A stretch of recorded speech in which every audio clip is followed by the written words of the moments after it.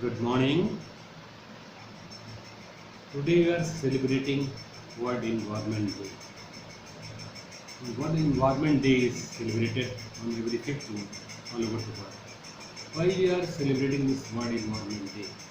The reason, the aim behind it is to make people aware about the environmental losses which are harming the planet. The theme of this World Environment Day is the the only one Earth, reminding us to live sustainably in harmony with nature. The first global environmental meet took place in 1972, exactly 50 years ago.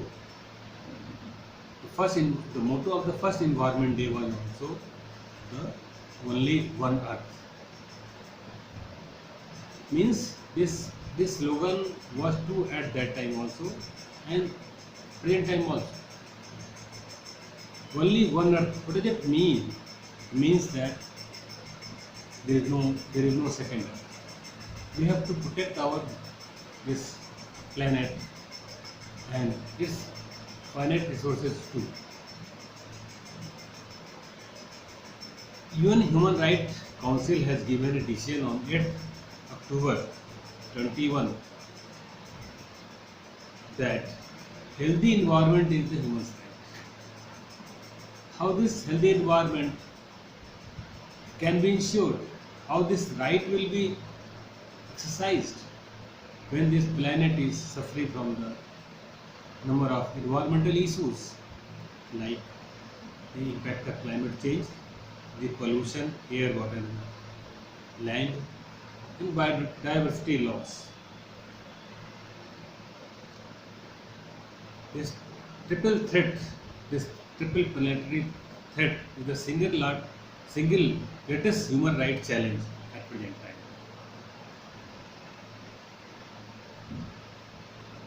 I'm just taking first the impact of the global warming, and in second I will take the plastic pollution.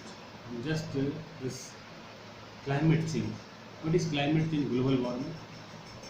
This global warming is due to accumulation of the greenhouse gases in the atmosphere due to the combustion of the fossil fuel and other activities, and these gases are raising the temperature environment. Temperature has already increased 1.1 degree from the pre-industrial era 1850 to 1900 to present time, and expected to be increase of 2 degrees Celsius by the end of the century.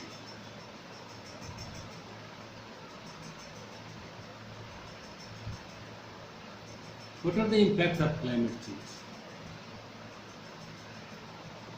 Due to global warming, glaciers are melting, water is going to sea and raising the level of the sea and polluting the water resources near the coastal areas.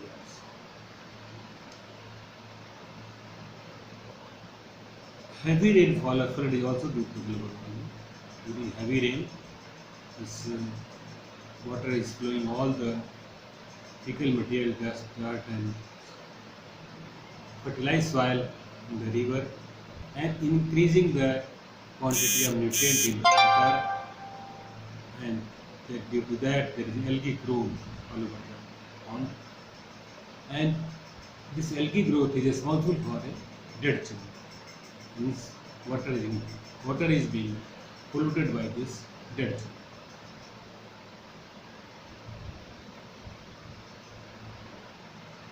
Due to shifting in the seasons, due to global warming, there is shifting of the season and the precipitation pattern. Farmers are not getting water for their crop in time, are getting less water, or they are getting more water in off time.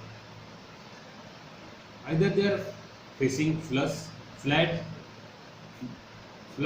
or drought. They are forced to use ground.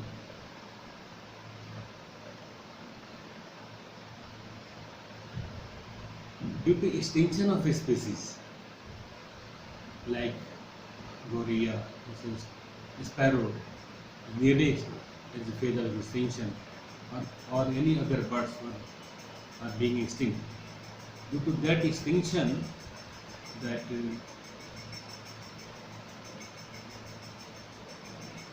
insects are eating away the insects are increasing and eating away the crop of the farm.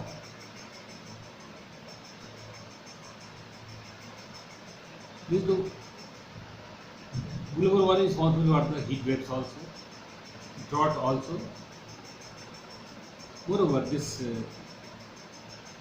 lengthening of the growing season, that you can say increasing of the growing season, is also one of the reasons for the increasing of the insect. They are spawning more generation than earlier. Suppose earlier they were spawning 10 generation, now they are generating 14 generation. This additional generation is creating problem for the crops. The insecticide used is not sufficient resistance against these insects.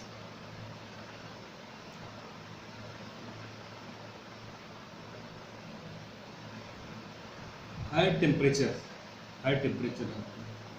is also responsible for the loss of the soil organic carbon that reduces the yield.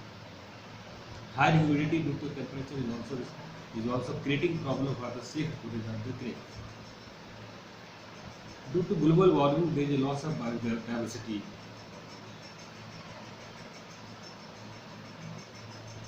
Due to global warming, forest fire is often in the forest.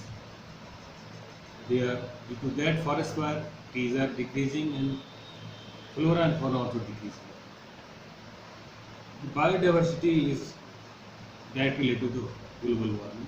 Biodiversity, if we maintain the biodiversity and planting a tree, and it will certainly reduce the temperature of the environment.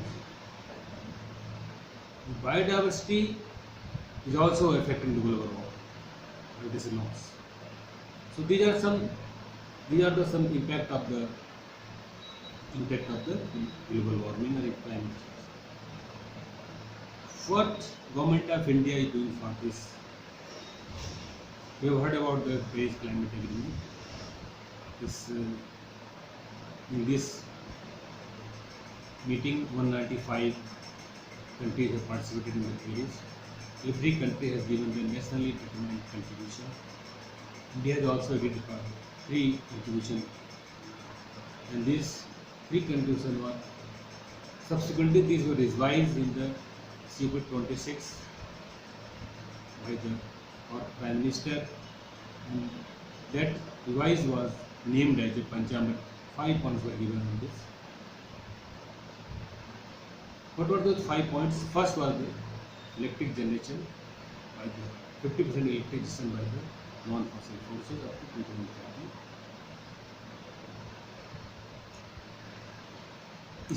Installing capacity of renewable energy of 500 gigawatt up to 2030. Reduction of 45% emission of its GDP from level of 2005 to 2030. Creation of additional carbon sink to 1 billion ton up to 2030. And fifth one, net carbon zero at 2007. Under these targets, what we have achieved so far? 40% we have 40% renewable energy have already achieved, nearly 40%. And if you add some additional work, additional installation, which is under progress, it will become 48%. It means we will achieve 50%, or we may achieve more than 50%. Second is the installing capacity of 500 gigawatt of renewable energy.